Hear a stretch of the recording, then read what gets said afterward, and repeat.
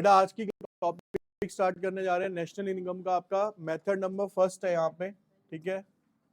ध्यान से देखेंगे, आज की क्लास में सिंपल एक ही मेथड हम डिस्कस करने वाले हैं। इसे बोला जाता है बेटा वैल्यू एडेड मेथड। देखो वैल्यू एडिड का मतलब क्या होता है।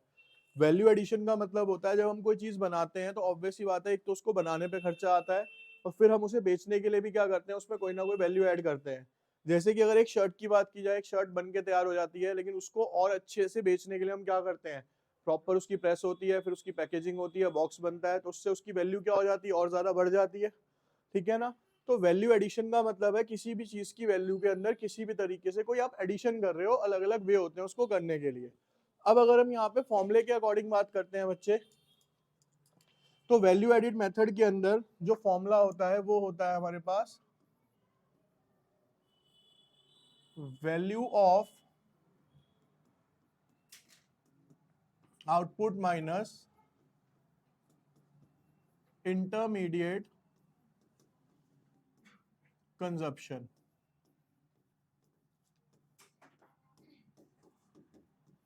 ठीक है जी। अब इंटरमीडिएट कंजप्शन तो नॉर्मली आपको क्वेश्चन में गिवन होगा। नेक्स्ट आता है हमारा वैल्यू ऑफ आउटपुट किसे कहा गया है, वो हम यहाँ पे एक बार समझ लेते हैं कि वैल्यू ऑफ आउटपुट किसको कहा जाता है। तो बेटा अगर मैं वैल्यू ऑफ आउटपुट की बात करूं तो बेसिकली इसका दूसरा नाम है हमारा यहाँ पे सेल्स। वैल्यू ऑफ आउटपुट का मतलब क्या है, जो हमने सेल करी है उसे वैल्यू ऑफ आउटपुट के नाम से जाना गया है। अब value of output sale plus delta stock कहलाता है, और डेल्टा स्टॉक का मतलब है यहाँ पे चेंज इन स्टॉक। इसको निकालने का तरीका है बच्चे हमारे पास क्लोजिंग स्टॉक माइनस में ओपनिंग। ये आप लगाइए कि सबसे इजी मेथड है आपका अभी जब हम स्टार्ट करेंगे इसको, ठीक है। तो ये सिंपल सा एक फॉर्मूला है, वैल्यू ऑफ आउटपुट माइनस में इंटरमीडिएट कंजप्शन, और वैल्यू ऑफ आउटपुट को निकालने का फॉर्मूला है क्या, सेल्स प्लस डेल्टा स्टॉक। अब जैसे कि आपको मान लीजिए क्वेश्चन दिया हुआ है यहाँ पे, अब इसको करने के लिए हमें ना एक चीज और समझनी है बेटा कि जब हम कोई भी मेथड अप्लाई करते हैं, ठीक है, यहाँ पे देखेंगे आप।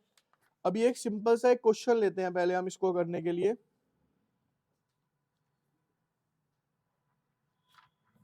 मान लीजिए जैसे एक क्वेश्चन दिया हुआ है हमें कि उसमें बोला हुआ है कि सेल्स जो है वो 100 है, डेल्टा स्टॉक जो है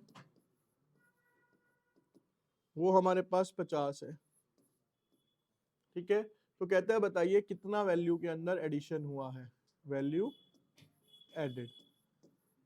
तो अगर हम फॉर्मूले की बात करते हैं तो फॉर्मूला क्या समझा रहा है बच्चे हमें कि वैल्यू एडिशन का फॉर्मूला है sales plus delta stock minus में क्या है बेटा वहां पे, ठीक है। लेकिन इस क्वेश्चन में इंटरमीडिएट कंजप्शन कुछ भी नहीं है, तो आपका सिंपल आंसर क्या हो जाएगा, 100 प्लस 50 इज इक्वल्स टू 150, ठीक है।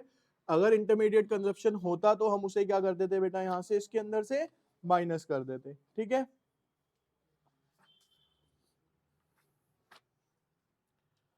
अब हमें जो ध्यान में रखना है वो क्या रखना है कि सब चीजों का, देखो नेशनल इनकम को करने के दो तीन बेसिक ट्रिक्स क्या है। सबसे पहला तो है फॉर्मूला हमें पता होना चाहिए कि भाई वैल्यू एडिशन कर क्या रहे हैं, क्यों निकाल रहे हैं। तो मैंने आपको बता दिया भाई वैल्यू एडिशन क्या है, सेल के अंदर से मैंने इंटरमीडिएट कंजप्शन माइनस कर दिया, यानी जितने की मैं सेल कर रहा हूं उसमें से जो भी मैंने खर्चा किया उसको बनाने पे वो माइनस कर दिया। तो एक्चुअल में मेरे पास क्या डिफरेंस निकल के आ जाएगा, इसको और एक एग्जांपल के तौर पे समझते हैं। भाई मेरे पास 200 रुपए का माल बिका जिसमें से 50 रुपए का मेरा इंटरमीडिएट कंजप्शन था। तो अगर मैं देखूं कि मैंने वैल्यू कितनी ऐड करी, इंटरमीडिएट कंजप्शन के अकॉर्डिंगली मैंने वैल्यू कितने की ऐड करी, उसमें 150 रुपए की क्या हो रही है, एक तरीके से वैल्यू एडिशन हुई है। तो वही निकालने के लिए हमने ये फॉर्मूला बनाया। अब सबसे पहला मैंने आपको ट्रिक क्या बताया कि फॉर्मूला तो एक बेस है कि उसको याद करना ही करना है। दूसरी चीज ना, हमें हर मेथड का एंड रिजल्ट पता होना चाहिए कि अगर मैं वैल्यू एडेड मेथड लगा रहा हूं तो उससे मेरा एंड रिजल्ट क्या निकल के आएगा, तभी तो आप नेशनल इनकम में कन्वर्ट करोगे उसे।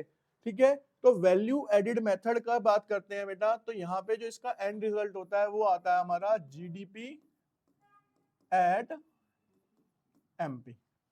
ठीक है, इसका जो एंड रिजल्ट है, मैं फिर से हाईलाइट कर रहा हूं इस पॉइंट को, ये याद होना चाहिए आप सबको कि नेशनल इनकम निकालते टाइम वैल्यू एडिड मेथड से जो एंड रिजल्ट आता है वो हमारा क्या आता है बेटा, जीडीपी एट एमपी। ठीक है, अब जैसे कि हम एक क्वेश्चन करते हैं यहाँ पे,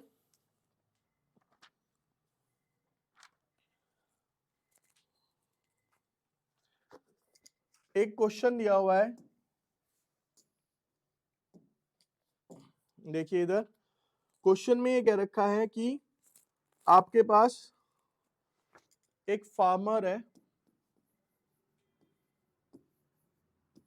क्वेश्चन फर्स्ट इस टॉपिक के लिए, फार्मर जो है बेटा उसका जो वैल्यू ऑफ आउटपुट दिया हुआ है मेरे को,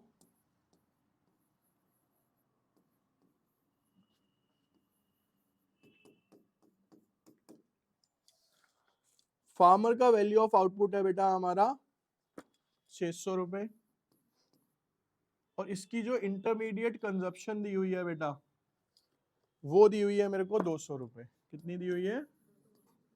तो अगर मैं बात करूं किस चीज की, वैल्यू एडिशन की, किसकी बात करें हम यहाँ पे, वैल्यू एडेड। तो अगर देखें तो फॉर्मूला क्या था बेटा, value of output minus intermediate consumption, कितना आ गया बच्चे यहाँ पे, ये कितना आ गया?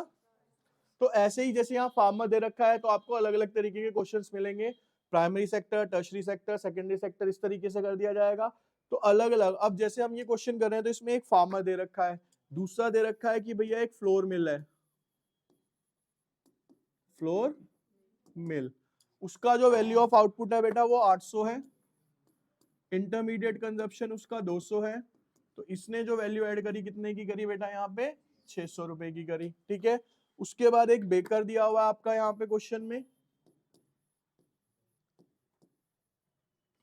अब बेकर का इन्होंने यहाँ पे बोला कि 1000 रुपए value of output minus intermediate consumption कितना है 800, अब इसने कितने की वैल्यू ऐड करी, 200 रुपए की। उसके बाद नेक्स्ट वन है बेटा यहाँ पे शॉपकीपर, एक क्या है, शॉप कीपर। तो अगर मैं इसकी बात करूं तो इसका क्वेश्चन में गिवन है कि इसने 1200 रुपए की टोटल क्या करी है, वैल्यू ऑफ आउटपुट, 1000 रुपए का इसने क्या करा है, तो इसने कितने का करा, तो अगर मैं इन टोटल करूंगा इनको तो ये आ जाएगा बेटा कितना, 1400 रुपए। तो अब यहाँ पे ये जो 1400 रुपए आए हैं ना निकल के, ये क्या कहलाएंगे बेटा हमारे यहाँ पे, जीडीपी एट एमपी कहलाएंगे। क्या कहलाएंगे ये, यानी अलग अलग सेक्टर से इतनी वैल्यू ऐड हुई है, तो ये हमारा क्या निकल के आया आंसर यहाँ पे, जीडीपी एट एमपी। अब क्वेश्चन में वो आपसे एनडीपी एट एफसी मांगता है, एनएनपी एट एफसी मांगता है, वो आप उसके अकॉर्डिंगली कन्वर्ट करेंगे जैसे हमने लास्ट क्लास में सीखा था। ठीक है, देखिए बेटा एक और क्वेश्चन करेंगे अभी हम, question number second. Question number second के अंदर ये कह रखा है कि सेल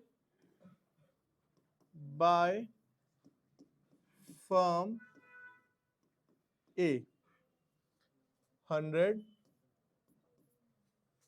ठीक है, purchase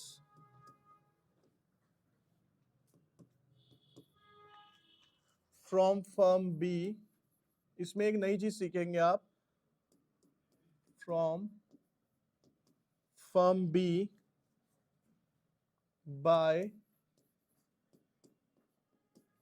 firm A is equals to 40। दूसरा, purchase from firm A by firm B 60, sale by firm B 200,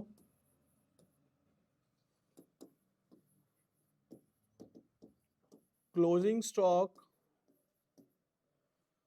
of firm A 20,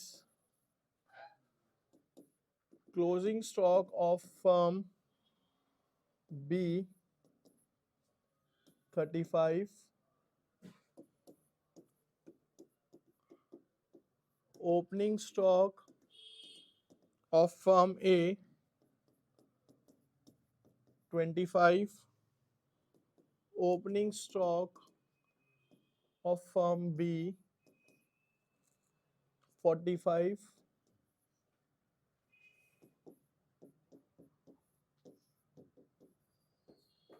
indirect tax paid by A and B, 30। ठीक है, ये क्वेश्चन है आपका, और इसमें हमें बेटा जो फाइंड आउट करना है वो ध्यान से देखिए। अब आप इधर एक तो वैल्यू एडिड बाय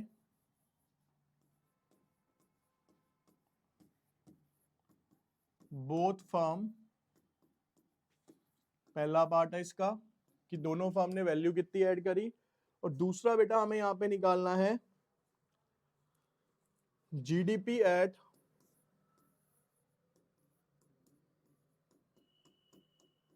एफसी। ठीक है, ये दो क्वेश्चंस हमें करने हैं। अब ध्यान से एक एक करके समझेंगे बेटा। इन क्वेश्चंस को करने के लिए जो हमारा तरीका होता है, सबसे पहले मैं यहां पे निकालूंगा बच्चे क्या, value added by firm A. ठीक है, अब बच्चे जब इसकी बात करते हैं हम यहाँ पे, तो देखिए इधर फॉर्मूला क्या है कि value of output, value of output क्या है, फर्म ए के द्वारा की गई सेल। ठीक है, तो वैल्यू ऑफ आउटपुट की अगर मैं बात करूं तो फर्म ए ने सेल कितने की करी है, 100 रुपए की। तो फर्म ए के द्वारा सेल कितनी हुई, 100 रुपए की। प्लस में क्या है बेटा, हमारा डेल्टा स्टॉक है। क्या है, डेल्टा स्टॉक। प्लस करते हैं, डेल्टा स्टॉक कैसे निकलता है, क्लोजिंग स्टॉक माइनस ओपनिंग। तो क्लोजिंग स्टॉक ऑफ फर्म ये रहा, और बी का ओपनिंग स्टॉक क्या है, ये रहा। तो आप यहाँ पे करेंगे क्या, ए का क्लोजिंग स्टॉक कितना है, 20, ओपनिंग स्टॉक कितना है, यहां तक क्लियर। ये क्या हो गया, वैल्यू ऑफ आउटपुट, और ये क्या हो गया, डेल्टा स्टॉक। उसके बाद माइनस क्या करना है बेटा, इंटरमीडिएट कंजप्शन। क्या माइनस करना है, इंटरमीडिएट कंजप्शन का मतलब है कि उस ड्यूरेशन के बीच में या तो आपको डायरेक्टली दिया होगा, या फर्म ए के द्वारा जो भी परचेज की गई होगी वो उसका क्या कहलाएगा बेटा, इंटरमीडिएट कंजप्शन कहलाता है। तो अगर मैं यहाँ पे देखूं, ध्यान से सुनना, purchase from firm B by firm A. ठीक है, यहां लाइन ध्यान से पढ़ लेना। ए ने खरीदा है, किससे खरीदा है, बी से खरीदा है। ए ने बी से खरीदा है, तो बायर कौन हो गया, यहाँ पे ए हो गया। ठीक है, तो यहाँ पे आप कितने माइनस कर देंगे बेटा, 40। कितना अमाउंट है यहाँ पे ये, तो इसको मैं अगर सॉल्व करता हूं तो बेटा 100 माइनस 5 माइनस 40, कितना बच गया ये, 50। क्लियर। तो वैल्यू एडेड बाय फर्म ए कितनी हो गई बच्चे हमारी यहाँ पे, 55। अब नेक्स्ट करते हैं, यहाँ पे दूसरा कौन है, फर्म बी। तो value added by firm B. Again similar kind of, बिल्कुल आपने फॉर्मूला लगाना है। भाई सेल कितनी है फर्म बी की, ये रही आपको गिवन है 200, तो यहाँ पे हमने ले लिया 200 plus delta stock. Delta stock कैसे निकलेगा, closing stock of firm B कितना है, 35, और ओपनिंग स्टॉक कितना है बेटा इसका, 45, माइनस इंटरमीडिएट कंजप्शन। तो यहां पे अगर मैं इस वाली लाइन को पढ़ता हूं, purchase from firm A by firm B. B ने खरीदा है, तो बी के लिए परचेजेस हो गई, कितनी है वो, 60 है। तो बेटा 200 minus 10 minus 60 is equal to 1। ठीक है, तो अब हमें यहाँ पे क्या निकला, अभी दोनों फर्म का इंडिविजुअल निकला है, तो हम यहाँ पे लिखेंगे क्या, value added by A and, तो ए की कितनी है यहाँ पे 55, बी की कितनी है, तो टोटल ये कितना हो गया, ये क्या आया हमारे पास, जीडीपी एट एमपी।